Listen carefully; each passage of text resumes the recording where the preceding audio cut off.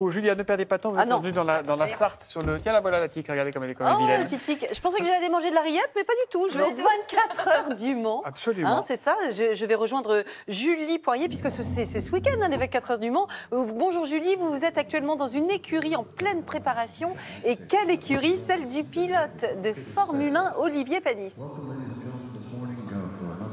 Eh ben oui, vous vous rappelez tous ce grand pilote de Formule 1 qui avait gagné d'ailleurs le Grand Prix de Monaco. Effectivement, nous sommes chez Olivier Panis qui nous reçoit gentiment ce matin, alors que vous savez qu'on est en pleine préparation, en plein essai libre, en pleine qualif, effectivement, pour les 24 heures du Mans qui débuteront ce week-end.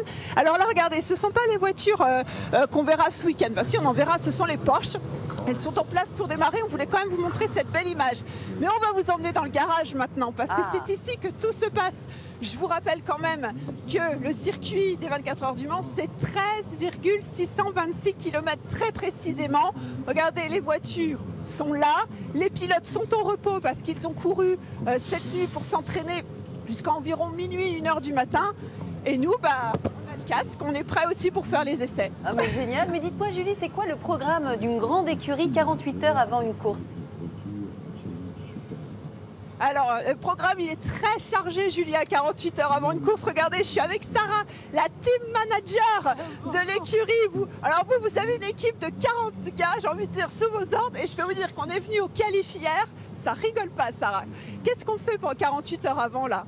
Alors essentiellement, on change des pièces entre toutes les séances. C'est vraiment le but pour avoir une voiture quasi neuve au moment du départ des 24 heures. Alors on va avancer. Ce que vous entendez, il y a le bruit des Porsche. On va quand même vous montrer la fameuse voiture qui est donc démontée ce matin.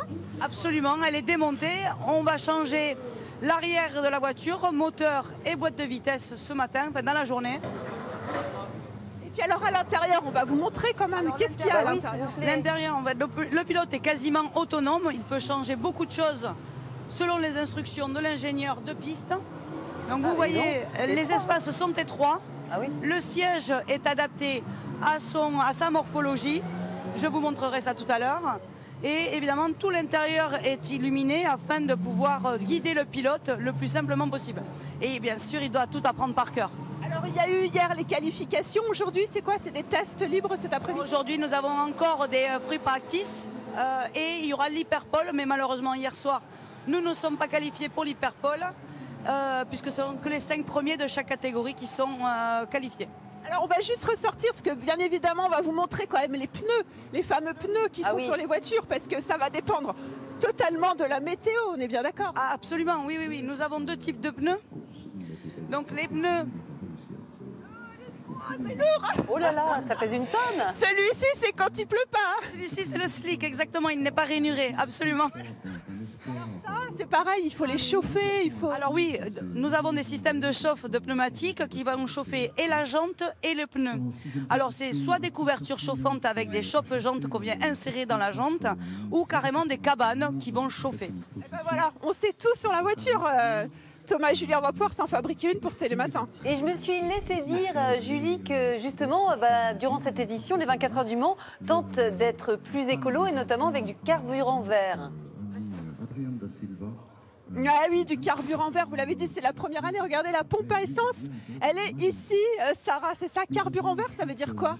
Ça veut dire que c'est un bio, il est fabriqué à base de pépins de raisin. C'est qui vient de Bourgogne? Ils viennent de Bourgogne, donc c'est assez exceptionnel. Donc c'est vrai qu'ils ont réduit l'impact finalement écologique.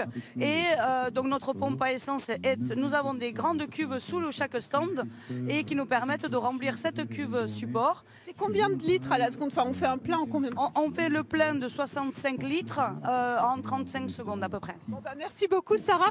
Je vous rappelle quand même qu'un tour c'est 13 km et que les voitures mettent 3 minutes 30.